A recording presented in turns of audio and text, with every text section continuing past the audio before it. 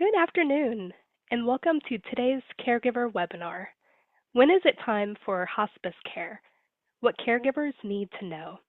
My name is Katherine Hall, and I am the Social Services Specialist in the Caregiver and Support Services Unit with the Fairfax Area Agency on Aging. Just a few housekeeping items before we begin today's session. Today's presentation is being recorded. A link for this recording and slides will be sent to you all by next week. We have enabled closed captioning, and you can turn the captioning on or off on the Zoom panel at the bottom of your screen. If you have any questions during today's presentation, please use our Q&A button, and we will try to get through as many questions as possible. If you can please take a moment to also fill out the survey, that would help us create programs that are relevant and interesting to the caregiver community. Now I would like to introduce our speakers today, Kimberly Grove and Steve Cohn. Kimberly Grove is the VP, Executive Director, Operations for Capital Caring Health, a proud affiliate of the chapter's health systems. In this role, she is responsible for the day-to-day operations for the Greater Washington region's largest nonprofit advanced illness care provider, ensuring consistent, high-quality, person-centered care for patients and families. Since joining Capital Caring Health in 2016, Kimberly has advanced through several senior leadership roles, including Chief of Staff, Chief of Human Resources, Managing Director. She has played a key role in supporting the organization's affiliations with chapter health systems.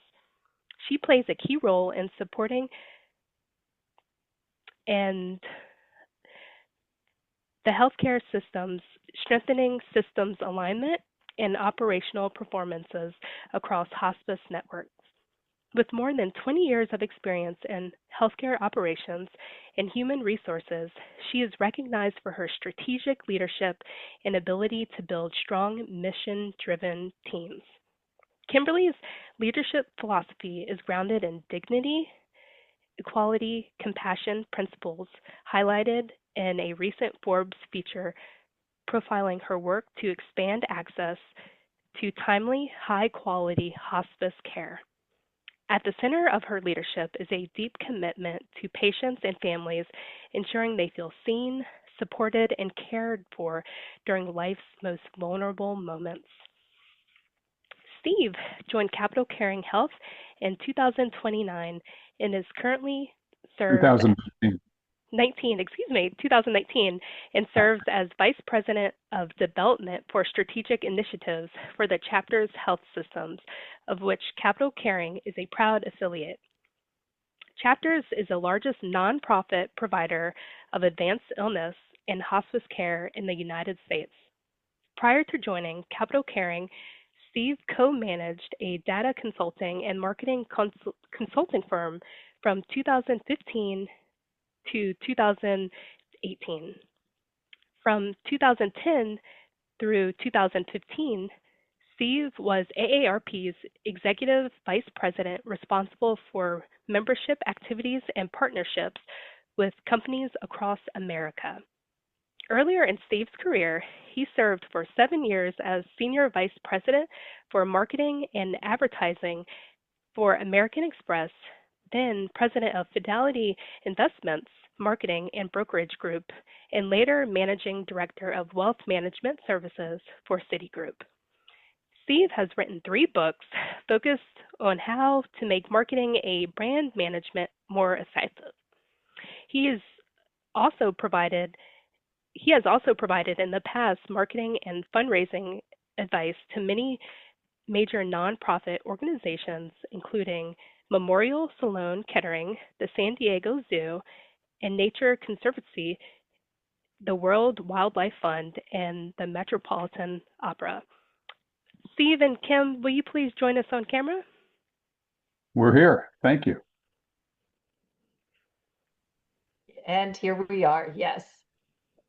Wonderful. Thank you so much, Catherine. We greatly appreciate the opportunity to speak on this very sensitive subject. What I thought we'd do first, if I could, is go over exactly what is capital caring and what do we do, right? So next slide, if you could, please. Capital Caring was founded in 1977, and we were Hospice of Northern Virginia.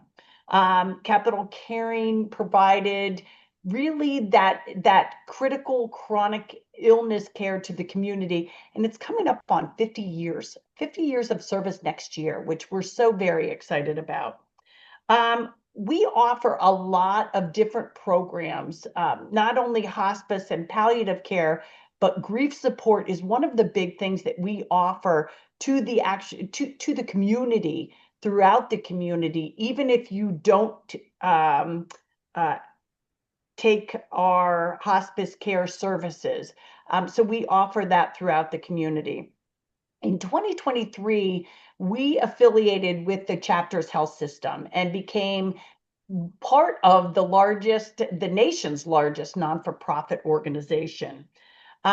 What's also good to note is back in the day, we were the second oldest hospice in the nation, which is kind of a little fun fact about Capital Caring Health. But currently, we're serving about 6,500 hospice patients and their families each year across the greater Washington region. So we touch a lot of patients and their families. So Capital Caring is such an awesome service that I feel that so many people are not aware of the hospice service and when to call in for hospice services. Steve, anything to add there? No, but I think you did a marvelous job. Other than we're very proud of the fact, as Kim mentioned, we've been around for 50 years. As a matter of fact, we're the second oldest hospice group in the nation by a few months. So Washington metro area, the DMV, has been our home and our mission for half a century. Absolutely, and we're very proud of that. Next slide, please. So what is hospice? Hospice is really when there's a life-limiting diagnosis or prognosis, right, of 6 months or less to live. Hospice really focuses on managing those patient symptoms while enhancing that quality of life. And this is sometimes a very difficult conversation to have, right? Nearly 95% of Capital Caring's patients receive care in their home or wherever they reside. So wherever they call home, it could be in a facility, it could be in their home. We also have two beautiful inpatient units that you need to be eligible to be in, meaning that you have to have what's called GIP appropriate, and we can get to that more further in the presentation. But we've got the beautiful Adler Center for Caring in Aldie, Virginia. We also have the Guernsey Center for Caring that we are rebuilding and have already broken ground, and that's going to reopen in January of 2027. Beautiful 7-patient inpatient beds, beautiful home-like environments. I just saw it last week. And ground has been broken, and we're very excited and proud to have that inpatient opening up. And then we've also got our Washington, D.C. location, and it is the Washington Home, Capital Caring Washington Home, and that's on the Sibley campus. So we're very excited about that one as well. But again, you have to qualify to be in that with symptom management and those kind of things. So next slide, please. A little more on hospice. Basically, we have an interdisciplinary team of experts that really collaborate on goals that are driven by the patient and the family needs. So that consists of not only our hospice physician, We've got our nurse practitioners. We've got our RN case managers, our RNs in general, because there's a whole team that comes around a hospice patient, right? From the minute of intake and referral, you've got that team. You get an admission nurse that would come out and admit you into hospice care. Then you'd move and you'd get that team that surrounds you, which is your RN case manager. It could be an LPN as well to help supplement some care. It's going to be your certified nursing assistant who's going to be out there to assist with those needs, bathing and things like that. It's going to be your social worker, your chaplain. And then throughout this whole process, you've got that team that's surrounding you, offering you those assistance. It's going to be supplemental care. This is supplemental care to you all. And one misconception with hospice is not where they come into your home and sit 7 days a week, 24 hours a day. Now we have a crisis care or a continuous care team that does that if the need warrants that. But hospice care is supplemental care. So it's normally the family that's providing the at-home care or a team that provides at-home care, where hospice is that supplement that'll come in with, providing the medical supplies that you need, providing the prescriptions that you need. They provide the education and training to the family, which is very, very important in these final days, or final 6 months, really, quite frankly, right? The unfortunate part about hospice is that sometimes we don't get the patient until the final days. And so we're focused on that quality for that last few days of life. Yeah, Kim, I should add that we hear uh, from people all the time, gosh, we should have enrolled our loved ones sooner. And it's a proven fact that um, a terminally ill patient lives better and longer if they're in our hospice care versus the only alternative, which is repeated hospitalizations, often tragically the patient being alone when they pass in a hospital. The hospitals don't want terminally ill patients. They want them to be at home. And the patient feels better in a familiar surrounding with family and friends available all the time, and even their live pets if they have them. And so wherever they call home is where they want to be. 95% of Americans have said in survey after survey at the end of life, I want to be home. And that's why hospice is such a huge benefit. You're exactly right, Steve. And that I'm so glad you brought that up. We a lot of people's final wishes are to be home. And that's where they want to be. This is a supplement to that, right? We're the ones that come in and get you all set up and take care of all that for you, again, with the medical supplies, the prescriptions, the education to the family. It's really a shift from the curative treatment to aggressive symptom management, right? That's when we jump in and are really a big support there. Anything to add to that, Steve? No, other than people live longer and better, we often hear, oh, I don't want to enter hospice because I'm giving up on life. Our response to that is what you're giving up on is a better life for a longer period of time. Quality. It's about Prove quality. over and over again. Yes, absolutely. Couldn't agree more. So next slide, please. There's some signs to when to consider hospice. Obviously increasing pain. And one of the things too is if there's many ways to get into hospice, and we'll talk about that here in a little bit. One of them is a doctor's referral into hospice, right? Is going to be one of them. And then you can self-refer into hospice as well.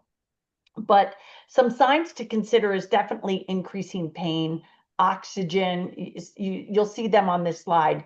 Increased shortness of breath, profound weakness or fatigue, multiple hospitalizations or emergency room visits, worsening mobility, and progressive weight loss. So something to keep in mind there. Next slide, please. Hospice is able to support patients of all ages and diagnoses, including but not limited the following. These are a lot of the different things that we see each and every day. I also want to note that Capital Caring Health is one of the only hospice providers in our area that takes care of children, which is very, very fortunate that we can be here and support those families. But we offer hospice to all ages, and not all hospices do. So this is a nice thing. We've got a wonderful PEDS team that come in and surround our families, and Steve, I don't know if you can add any more to that, but just state-of-the-art hospice team here. Just one other point, Kim, which is when you look at this list of diseases, another reason why the hospice team, the nurses, the doctor, the social workers, the non-denominational chaplains who work with the family, very important for another reason, which is a lot of patients have more than one of these afflictions. So cancer, terminally ill cancer, heart disease, lung disease, etc. Many of these people have dementia as well. And for the family trying to go it alone, that's a terrible burden and a huge amount of stress, which is another reason why hospice is so important. Absolutely. And again, it's always taking care of the patient, but it's also taking care of the people that are taking care of the patient. Right. Those family and friends that surround, it's a lot of education and training to the families, right? Yeah. Very good. Next slide, please. So how do you contact Capital Caring to arrange hospice? Here's our 24-hour care line. It's answered, again, 24 hours a day, 7 days a week. There's no holidays in hospice. We are 7 days a week, like I said, and you can go to capitalcaring.org to learn more, or 1-800-869-2136 to see if you could benefit or your loved one could benefit from Capital Caring Health. Next slide here. Here's one thing I thought was very important to show you. This is the Adler Center at the Van Meter campus. That's in Aldie, Virginia, which is just a state-of-the-art building. It's so home-like, and so the amount of reviews that come out of that people feel very well supported. There's open patios that you can open and have fresh air coming into the room. There's full kitchens, and it's very home-like. And so this is one, again, the inpatient units, we're there to support that symptom management when those most acute patients need it the most, right? So you've got to be GIP eligible to be in or placed into one of the inpatient units. We also do respite care, where caregivers might need so many, I think they get up to, is it 7 days, Steve? Is it 5 or 7 days that they get off for respite care? And we arrange for respite care where the caregivers can go off, and we'll take care of their loved ones in one of our IPUs or inpatient units. Yeah, it's a week. Yeah. It's a week. There you go. Very good, very good. Next slide, please. I wanted to share some of the quotes from some of the families that we received. You treated our father as if he was one of your own relatives. Every single one of you did. Thank you from the bottom of our hearts. Thanks to each one of you who made the departure of my beloved husband from this earth with dignity and peace. You gave me hope and kept me calm when I was scared and felt alone. again, that shows that we come around the family and the ones caring for those individuals. I continue to be amazed and grateful for Capital Caring Health and all your counselors. What a gift you give, the grieving community. And that's one of the services that we offer after your loved one has passed, is that bereavement. And I can't tell you how phenomenal our bereavement counselors are and how important it is to be a part of that after the loss of your loved one. Next slide, please. All right. So, Capital Caring Health services are scheduled according to the needs of the individuals and the families. As that need changes, care is adjusted as often as necessary. So that could be, a call to bring the physician out or coordinate with that patient's physician to come out and see the patient bedside.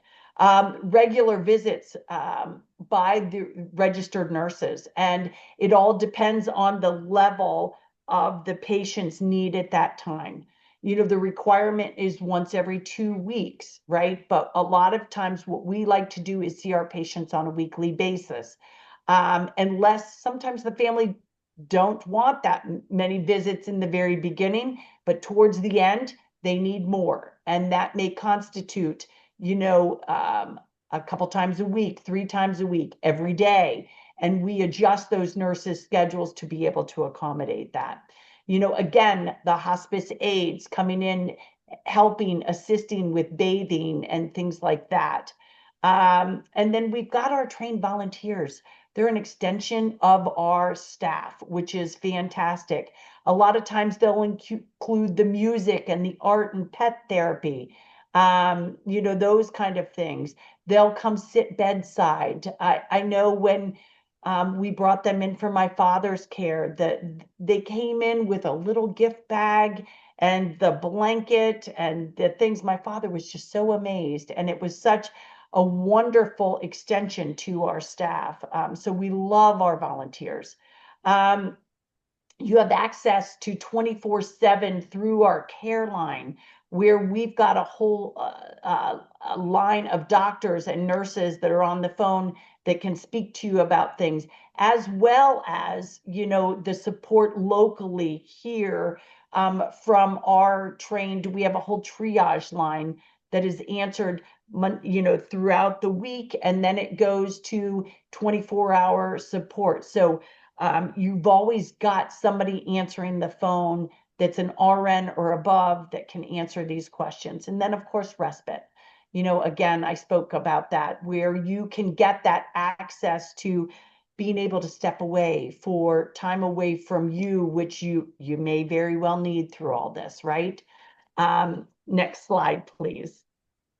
And again, I know I've already spoke about this, and that's basically the approach, the team that's coming and surrounding you.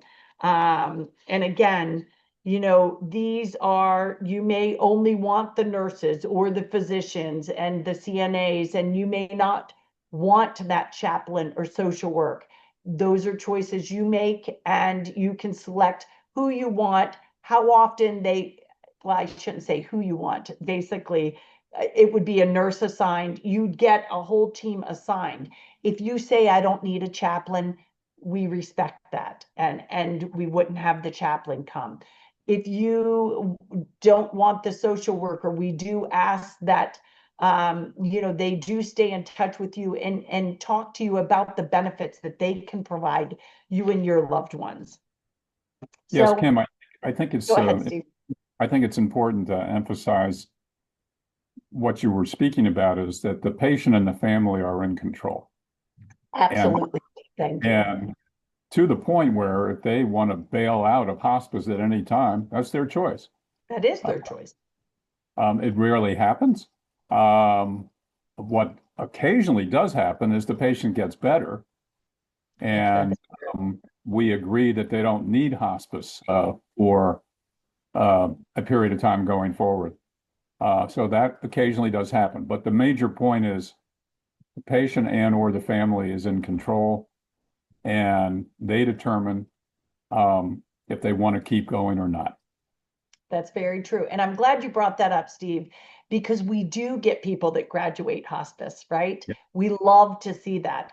And you know, the choice to go into hospice, and I can speak from my own experience with my father. At first, my father was like, "Oh, Kim, I know you do this for a living, but what if they came out with a cure and they could, well, hospice can be stopped at any time and you can, but you have to stop hospice. It's called revocating. So you revocate and then you can go back and get, you know, you can go back and get on that approach to get that curative care, right? To get that new medicine that might have come out that so you can always, if there, like I told my father, if there is a cure, Dad, we can stop hospice, but to have that extra support that surrounds you is just so needed at that time. So I'm glad you brought that up, Steve. Thank you very much. Anything else that you would like to add to that? No. All right, very good. Next slide, please. All right, who pays for hospice? So hospice care is covered 100% by Medicare and Medicaid, and then Capital Caring Health Partners, you know, with all the private insurances. Um, and so with that, again, that's again supplements, right? We're the supplement to all this. So we come in and all your, you know, the hospital bed, the all the different supplies you need, the medication, you know, sometimes we'll get wound care patients, you know, all those supplies. So, you know, we're the one that brings all that in and we're the ones that take care of all that outside and work with it and organize all of that for you. So that's not a concern for you. We'll take care of all that. We like Uh, to, in addition, we like to say, as part of our mission, that we care for everyone regardless of ability to pay. So, meaning that sometimes we run across people, sometimes they're homeless, for instance, that have no insurance yes. uh, and aren't signed up for Medicare or Medicaid. And in that case, we, thanks to philanthropy, thanks to folks that help us financially, we are able to provide what we call charity care, which equals a couple $1 million a year for folks who are uninsured or underinsured. So that again, no one is turned away. You don't have to, you don't have to have insurance, and you don't even have to be an American citizen. You just have to live in our service area for us to care for you. Steve, you're spot on. And next slide, please, because you hit that. Um, that's what we rely on. We take care of everybody. We Yeah. have taken care of the most elite, and we have taken care of the gentlemen living under the bridge, and we care for them all with dignity and grace. This is one And of my favorite, Kim, this is one of my favorite slides because, um, and I think something that's very important for the viewers and listeners to know is that there are two types of hospices, not for profit like us and for profit. And that's not to say that for profits do a bad job or provide inferior care, but it's been well noted that some do. Mhm. And uh, we want people to know that there's a choice in their communities between a nonprofit like us and a for-profit that has a very different mission. I'm not, you know, bad-mouthing them to say the facts, which is they focus on, they want a margin that we would never dream of being able to achieve. We're lucky if we break even. So people need to know that there is a difference. Absolutely, Steve. And that's one thing that no one dies alone. And that's so very important to us, right? And again, like Steve, we get some very complicated cases that they may not be able to pay. And we do have that uncompensated care, that donations from folks and Steve's team from philanthropy raise for us every year so that we can care for everyone. So thank you to you and your team, Steve. Sure. Absolutely couldn't do this without you, right? But Yeah. that's what makes us different, right? Is being non-for-profit and caring for all. That's very, very, very, very helpful. And, we have the ability to care for the most medically complex patients. Um, we, I got to tell you, we get a lot of them where the for-profits don't want to touch them. They'll say, pass it to Capital Caring, and we take care of all. Which we don't like to turn anybody down, or we don't turn anybody down. Um, and then the bereavement counseling, I can't speak enough about that. With the bereavement counseling for all adults in our community, regardless if they're a part of our hospice program or not. We have an amazing bereavement team that I just am constantly hearing kudos about. So that's another great thing that makes us different, as well as the number of visits that we provide to our hospice patients. Um, and how many for-profits have inpatient units in their areas? Virtually none. Absolutely. I only know of one nationwide. Yeah. Yeah. The non-for-profits have the inpatient units. And again, it goes to the level of care. So if you needed, say you're coming from the hospital and you were not able to go home because you had a higher level of care, we would put you in one of these. We would recommend that you go into one of the inpatient units where we have that team 24/7 around you, caring for you. And once your symptoms got controlled, we would then move you to your home, wherever home is for you, correct? So with that, we also have continuous care, like I had mentioned. So there's different levels of care. Say you're at home with home care, or it's home hospice care. So you're with home hospice care, and say your loved one became in a lot of pain, had dyspnea, all these different issues. We could do two things.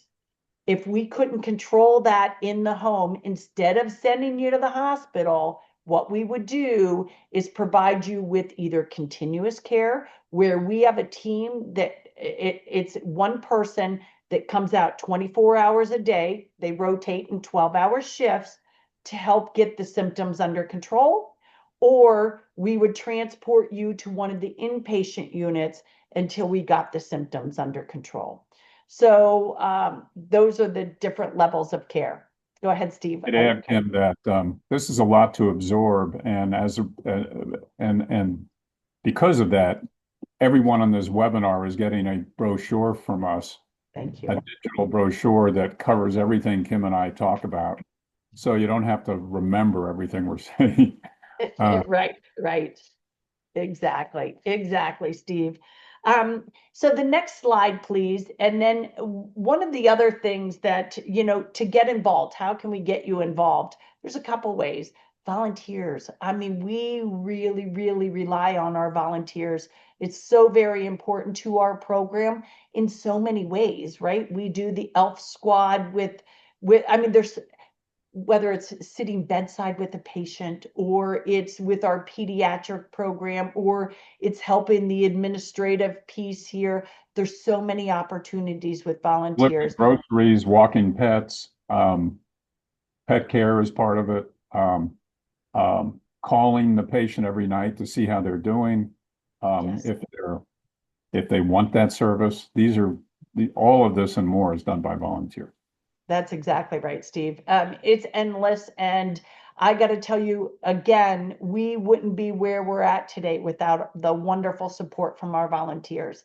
And I could go on and on. We've got sewers, we've got bakers. I mean, it's endless. So our volunteer program is just amazing. So if that's of any interest to you, we'd love. And then of course, if you ever want to donate to Capital Care, we'd love that as well.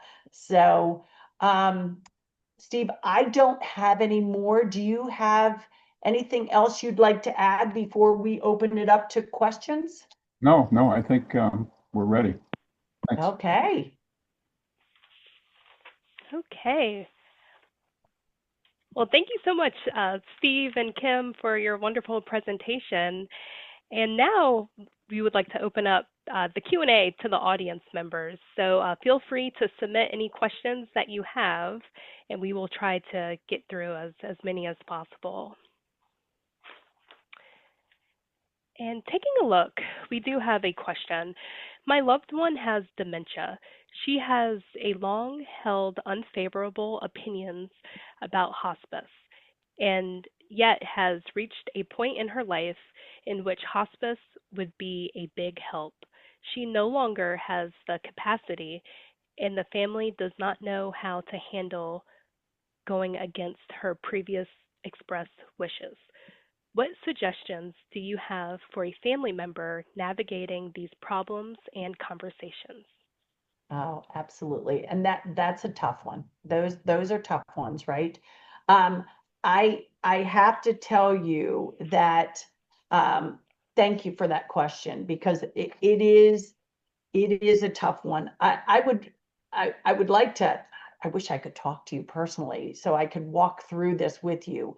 But what may be really good is to have you speak to someone who deals with this each and every day. I think that would be something that would be very beneficial for you so you don't feel like you're going against her wishes. Um, I think that being a caregiver for my father, it's hard work. It's really hard work. And I couldn't have done this without the support of the hospice program and the hospice benefit that we get, right?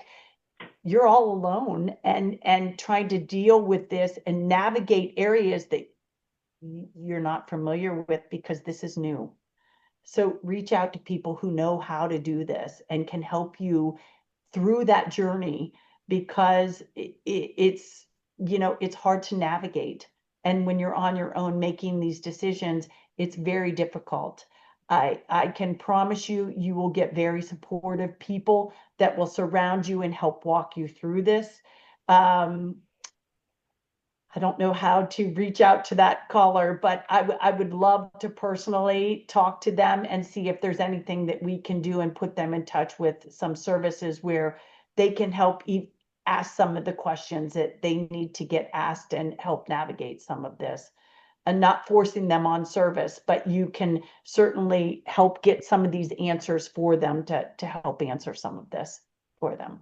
Kim, I would add that if people go to capitalcaring.org, they can find under the topic of dementia a very comprehensive guide for caregivers who have a loved one with dementia, um, which um,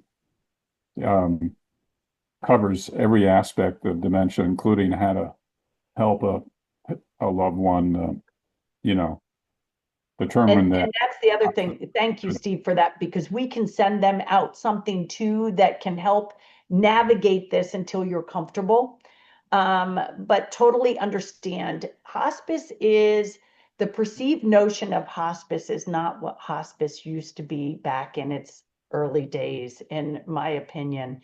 There is so much dignity that surrounds hospice. It's, you know, I got to tell you, having gone through this just recently with my loved one, it was one of the most incredible experiences I have personally ever been through. And when I came back and told family and friends that, some people didn't understand that. But what I experienced was just the most precious time with my loved one at the very end of life. And it tears me up to talk about it this day. But doing what I do and then being able to come out and talk about it is so, um, it's just so moving to me because when you're surrounded by a team that knows how to navigate this and they get their arms around the family, right? We take care of that loved one, but it's getting the arms around the loved ones to know how to navigate this because they're lost. They're on this journey by themselves, and it's a journey we don't go through often, right? So to educate, train, get you up to speed on what you need to know, how to care for these loved ones, that's so important, so very important. Thank you. This next question, can you further describe the in-home aide and homemaker benefit under hospice, including the number of days and hours of services per day? Also, please describe what is included in supplies such as incontinence supplies. Okay. Steve? Everything that's needed for the patient from a medical standpoint, including incontinence, all of that is provided, including beds. So anything, the primary mission, which we deliver every day to 1,000 people, is to make the patient pain-free and comfortable, regardless of what affliction or afflictions they have.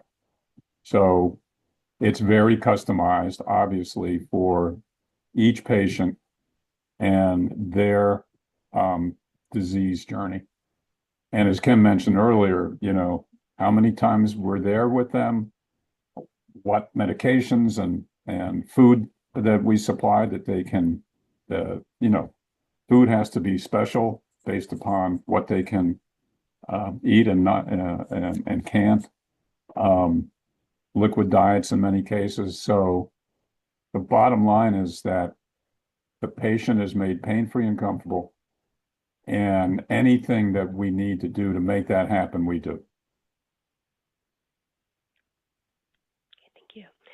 If the patient is in a senior living center and is getting assisted care, what is the relationship between the center staff and the hospice staff? What about if the patient is still living in independent living? Okay, it's all where the patient lives. So we have facility contracts with a lot of facilities in the area, and if we don't, we can get one. We can do these one-off type contracts. So if your loved one's in a facility that we don't cover, we can absolutely get a relationship with that facility to be able to come in and treat that patient. So what's the relationship? So here's the best described relationship to me is we tag team together, right? That's where their home is. It's no different than if we were treating their patient in their home. Their actual, like a house versus a facility, right? So we'll tag team. We come in with the facility, we sign into the facility, we call the family to let them know we're going to visit your loved one, say at 12 o'clock today. We go in, if the family's there, we educate and train right there with that patient and family. And then again, when we leave, we call that patient and family, let them know we just saw dad, here's what we're seeing, that kind of thing. So we stay in constant communication with not only that facility, but with that family to ensure that we are really tight in our communication as we're both caring for their loved one. So independent living, again, same kind of thing. It's no different than their own house, right? We'd go in and treat right in their home. So we tag team with the facilities. Absolutely.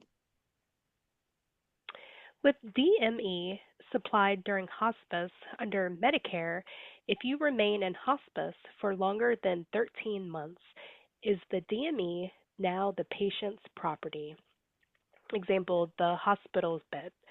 Under Medicare, if issued, DME remains in the patient's possession for 13 months. It belongs to them. I will, not to my awareness. So again, I will double check that, but I'll want to make sure that I double check that so I'm not giving false information. But the DME provider, it belongs to that provider. So if you've had it for, it doesn't matter how long, my understanding, it goes back to the provider after the use. Absolutely. Thank you. Mhm. This next question, did I miss you saying what your service area is? Oh, okay. So service area, we are all of Northern Virginia. So let's start with Virginia. We're Virginia, Maryland, DC. Okay. This is Capital Caring Health. Chapter's health system is much larger, but Capital Caring Health provides services in, uh, let's start with Virginia, all of Northern Virginia, which goes out to Loudoun County. It's out in Prince William County, Fauquier County. We're in, all the way down Arlington, Alexandria, Thanks. Springfield. Steve, where else did I hit? Did I hit everything? I think Prince so. William, Loudoun, Fauquier, Fairfax, obviously, all of Fairfax, Alexandria, Arlington. Yeah. So that whole area for Virginia. In Maryland, we're in PG County, we're in Montgomery County, and we're in Howard County. And then we cover all of Washington, D.C. You mentioned ways to get started with hospice care. One, by doctor referral. What would doctors need to determine the need for hospice in order to make a referral? Does So what they would, oh, I'm sorry. Do you Yep. want to finish your question? I Oh, apologize. that's okay. How does self-referral work? Okay. So basically anybody can be self-referred. So you don't need the doctor's order. You would just call the 800, the 1-800-869-2136. Again, 1-800-869-2136. And what will happen is they will take what's called an intake on you. They will pass it over to the admission to set up for an admission. And or you can do an info visit. So it can be an information visit or it can be an actual admission visit. So if it's an info visit, they can talk to you over the phone. They can come out, assess the patient, see if they're eligible for hospice. If it sounds like they're eligible for hospice, they can even do that during intake and go through the list of questions and to see if they're hospice eligible. If so, then we can set up an admission date, that kind of thing. So it can be done through the physician. If your physician can just write an order for hospice appropriate or hospice referral, again, we will come out and make sure that your loved one is appropriate for hospice. Wonderful. Thank you so much. I Yes. just wanted to thank you all again for being with us today and providing us with your valuable knowledge and expertise. We really so appreciate your time and willingness to present to our families. Um, really, thank you. Our Well, pleasure. yeah, absolutely. And I got to tell you to everybody out there, it's tough. It's tough. I understand that, but we are here to support you and getting your loved one through this and getting you through this because again, it's all about the experience, right? We get one shot to do this and do it the right way. We take that very seriously. And we So, are headquartered in Fairfax County. So say that again, Steve. we are headquartered in Fairfax County. We are So headquartered in Fairfax County, absolutely. So we're here to definitely serve the families in this area. Absolutely. So we appreciate you having us with you today. Yes, I also wanted to thank our audience who spent the last hour with us. Uh, I would also like to invite you to our next webinar, Investment Fraud for Caregivers, on Wednesday, March 18th from 12 to 1 p.m. And just a friendly reminder to please fill out the survey so you could share with us what caregiver topics you are interested in for future programs. I hope everyone has a wonderful afternoon. Take care. Thank you.